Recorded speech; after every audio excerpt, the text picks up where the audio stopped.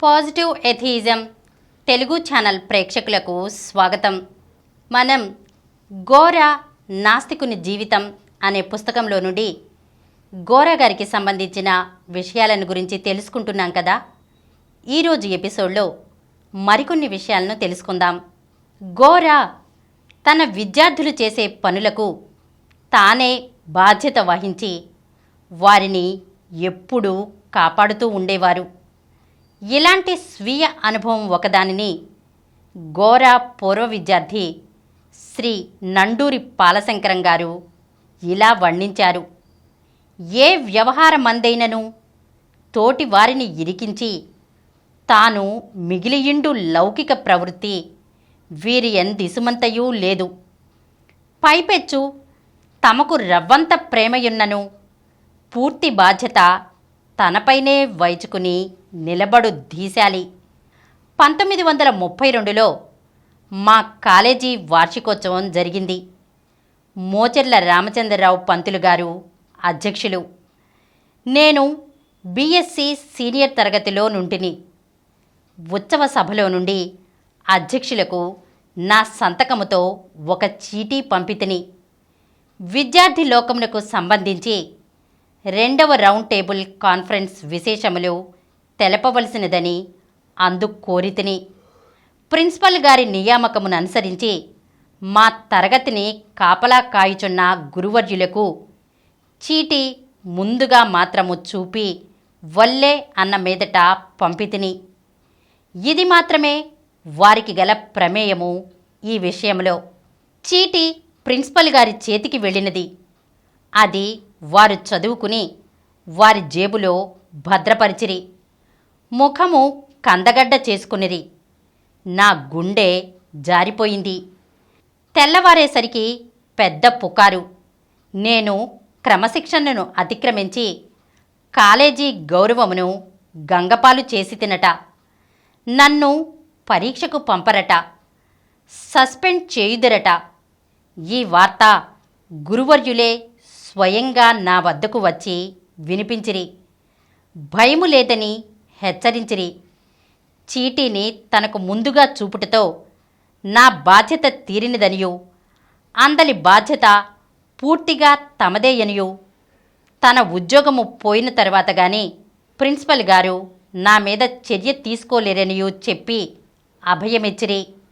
గురువుగారి న్యాయబుద్ధికి, ధైర్య సాహసములకు ఆశ్చర్యచకితుడినై అట్టిదెప్పుడూ జరగదని మాత్రం అంటిని. ఆ సాయంత్రమే పూర్వ విద్యార్థి వార్షికోత్సవ సభ జరిగినది. అందు ప్రిన్సిపల్ గారు నన్ను దుయ్యబట్టుకొనిరి. ఘాటుగా నా తప్పిదమును విమర్శించిరి. క్రమశిక్షణా చర్య తప్పదనిరి. ఒక్కొమ్మడి గురువర్యులు లేచి తమ సమ్మతిపైననే చీటీ పంపబడిందనియు, బాధ్యత తనదనియు చెప్పుటకు సభాపీఠము వైపునకు పోబోవుచుండగా బ్రతిమాలుకొని నేను సంకల్పించి చేసిన దానికి వారు బాధ్యులు కారని, నా వ్యక్తిత్వమును మరుగుపరచవలదని సభా ప్రాంగణము నుండి మరల్చుకొని పోతిని. కానీ దరిమిలా నాకు తెలియకుండగానే తమ బాధ్యతను ప్రిన్సిపల్ గారికి ఎరుకపరుచుకుని వారి ఆగ్రహమునకు పాత్రులైరి. ఇట్టి ఘట్టములే వారు కాలేజీ ఉద్యోగము వదులుకొనుటకు దారితీసినవని వినికిడి. శ్రీ పాలశంకరం గారు వర్ణించినటువంటి ఘట్టాలు గోరా జీవితంలో ఎన్నో ఉన్నాయి. ఆ రోజుల్లో ఏ విద్యార్థిలోనైనా జాతీయ భావాలు, స్వతంత్రతా భావాలు, ఆత్మాభిమానము కనబడితే చాలు నువ్వు బోటనీ విద్యార్థివా అని అడగడం పరిపాటి అయింది. విద్యార్థులు కూడా స్వాభిమానంతో అవును అని చెప్పేవారు. గోరా తన విద్యార్థులలో అంతటి ఆత్మవిశ్వాసాన్ని నింపారు. 1932 నాటికి ఉప్పు సత్యాగ్రహంలో అరెస్ట్ అయిన నాయకుల విడుదల ఆరంభమైంది. శ్రీమతి గుమ్మడిదల దుర్గాబాయమ్మ గారు కూడా విడుదలై వచ్చారు. అప్పటికే దుర్గాబాయమ్మ గారు సరోజినీ నాయుడు, కమలాదేవి చటోపాధ్యాయుల వలె దేశమంతటా స్వాతంత్ర్య సమరంలో గొప్ప నాయకురాలిగా ఖ్యాతినార్జించారు. ఆంధ్రదేశమంతటా ఆబాల గోపాలం ఆమె పేరు స్మరిస్తూ ఉండేవారు. ఆ రోజుల్లో ఆంధ్రదేశంలో స్త్రీలు పెద్దగా చదువుకొనుట తక్కువ. అలాగే దుర్గాబాయమ్మ గారు కూడా మామూలు తెలుగు చదివే చదువుకున్నారు. హిందీని బాగా అభివృద్ధి చేసుకున్నారు.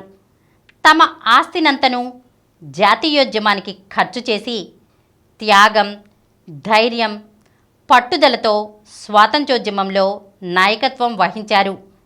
జైలు నుంచి తిరిగి వచ్చిన తర్వాత ఆమె ఇంగ్లీష్ చదువుకోవాలనుకున్నారు. కానీ ఎలా? దుర్గాబాయమ్మ గారికి అన్నవరసయ్యగు దగ్గర బంధువు గోరా సహపాఠి. దుర్గాబాయమ్మ గారి సోదరుడు గోరా విద్యార్థి. అప్పటికే గోరా జాతీయ భావాలు, విప్లవాచరణ మొదలైన వాటి గురించి ఆమె వినియున్నారు. గోరా గారే తనకు తగిన ఉపాధ్యాయుడు కాగలరని ఆమె నిర్ణయించుకున్నారు. అయితే దుర్గాబాయి గారికి చదువు చెప్పడం అంటే సామాన్యం కాదు. చదువనే మిషతో స్వాతంత్ర్యోద్యమ సందర్భంలో ఏమైనా కుట్ర పన్నుతున్నారేమోనని పోలీసులకు అనుమానం రావచ్చు. కనుక ఎలాంటి పరిణామాలకైనా సిద్ధపడాలి. దుర్గాబాయమ్మ గారి సోదరులు గోరాను సంప్రదించగా ఆయన సంతోషంతో అంగీకరించారు. గోరా స్త్రీ విద్యావ్యాప్తిని కోరే వ్యక్తి కనుక తాను ఆమెను బెనారస్ మెట్రిక్కు పంపుతానని, అయితే ఎంఏ వరకు చదువుతానని ఆమె మాట ఇవ్వాలని ఆయన కోరారట. ఆమె అలాగే మాట ఇచ్చారట. ఇద్దరూ తమ మాటను నిలబెట్టుకున్నారు. గోరా 1934లో ఆమెను బెనారస్ మెట్రిక్కు పంపారు. తర్వాత ఆమె పట్టుదలతో ఎంఏ బిఎల్ చదివారు. దుర్గాబాయమ్మ గారితో పరిచయం వల్ల గోరా రాజకీయ రంగానికి మరింత సన్నిహితమయ్యారని చెప్పవచ్చు. 1932 నాటికి బహిరంగంగా కాకపోయినా మిత్రుల గోష్ఠులలో నాస్తికత్వం గురించి తన అభిప్రాయాలు గోరా స్పష్టంగానే చర్చిస్తూ ఉండేవారు. ఒకసారి కాకినాడలో మంత్రి ప్రగడవారి సత్రంలో విగ్రహారాధన కూడునా కూడదా అనే విషయమై సనాతనులు ఒక చర్చను ఏర్పరిచారు. విగ్రహారాధన అవసరమని వాదించిన వారికి శ్రీ కాశీభట్ల బ్రహ్మయ్య శాస్త్రి గారు నాయకత్వం వహించారు. శ్రీ శాస్త్రి గారు ఆర్షవిద్యా ప్రవీణులు, గొప్ప తర్కశాస్త్రవేత్తలు. విగ్రహారాధన కూడదు అని బ్రహ్మ సమాజికులు చాలామంది వాదించారు. వీరిలో శ్రీ పెద్దాడ రామస్వామి గారు, ప్రిన్సిపాల్ వేమూరి రామకృష్ణారావు గారు ప్రముఖులు. ఈ సమావేశం 5 రోజుల పాటు జరిగింది. సమావేశానికి అటు సనాతన పండితులు, ఇటు బ్రహ్మ సమాజికులు చాలామంది హాజరయ్యారు. కాలేజీ పాలకవర్గము, విద్యార్థులు కూడా ఈ సమావేశానికి హాజరయ్యారు. చర్చ చాలా తీవ్రంగా సాగింది.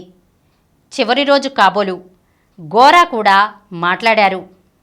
భగవంతుడే లేనప్పుడు అతను సాకారుడా నిరాకారుడా అని చర్చించటంలో అర్థం లేదన్నారు.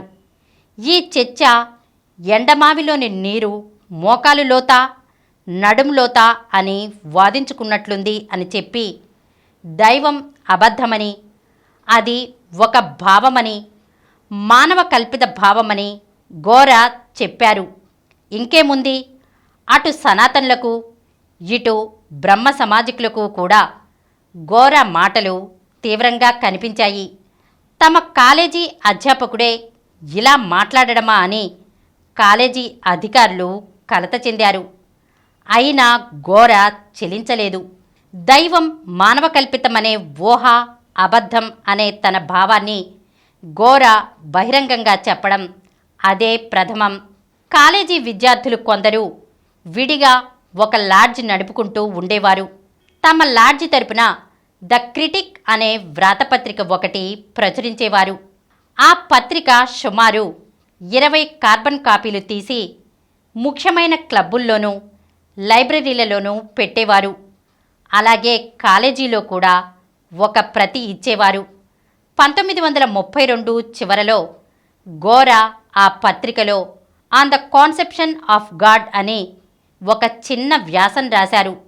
అందులో దైవం అబద్ధమని, అయితే అది ఒక ఉపయోగకరమైన అబద్ధమని, తనకు తెలియని విషయాలను దైవ సృష్టి అని చెప్పి సంతృప్తి చెందుటకు, సమాజంలో నీతిని పెంపొందించుటకు, లలిత కళలు సాహిత్యం అభివృద్ధి అగుటకు దైవభావం ఉపయోగపడిందని, ఎంత ఉపయోగం ఉన్నప్పటికీ అది అబద్ధం కనుక అబద్ధాన్ని మూఢంగా నమ్ముటిచే మానవులు కష్టాల పాలు అవుతున్నారని గోరా రాశారు.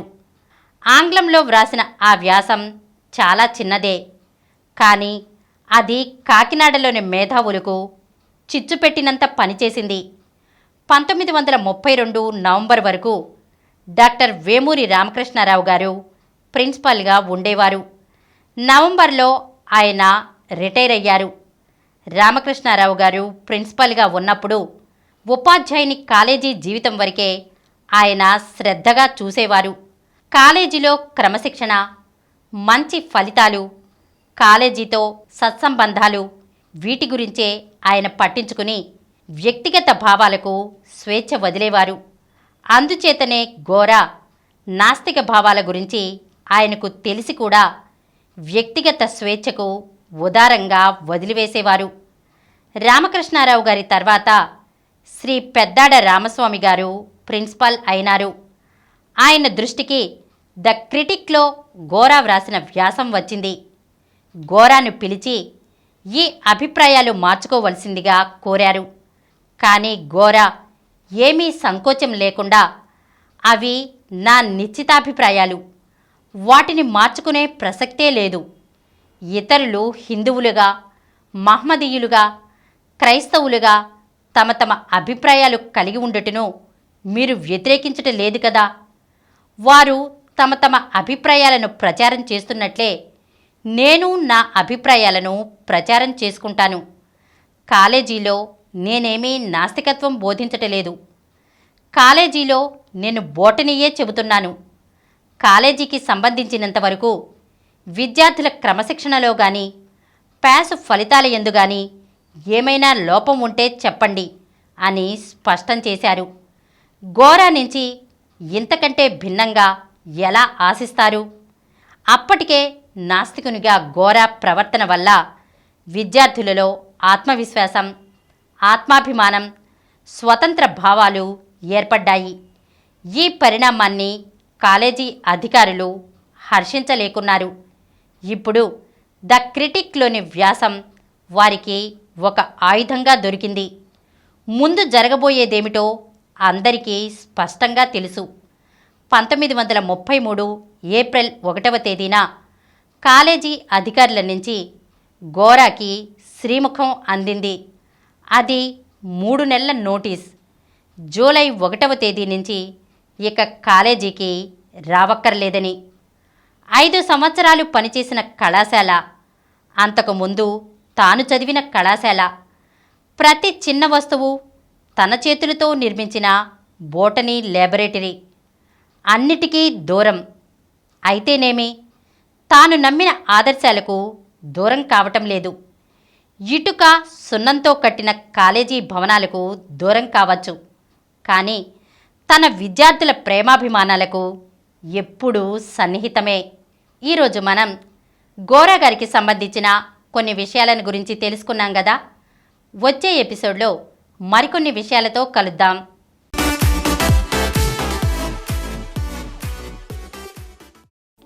ఈ కార్యక్రమం మీకు ఎంతో నచ్చింది కదా. ఇటువంటి మరిన్ని వీడియోల కోసం అనతి కాలంలోనే 20 కోట్ల వ్యూస్ సాధించిన డాక్టర్ సమరం మల్టీ ఛానల్ నెట్వర్క్ సమర్పించు పాజిటివ్ ఎథియిజం తెలుగు ఛానల్కు సబ్స్క్రైబ్ చేయండి, లైక్ చేయండి, మీ ఫ్రెండ్స్కి షేర్ చేయండి. అలాగే ప్రక్కనున్న గంట సింబల్ని ప్రెస్ చేయడం మర్చిపోకండి. Please download Samaram multi-channel app and watch your favorite channels from your mobile. App available on Google Play Store and subscribe to the channels.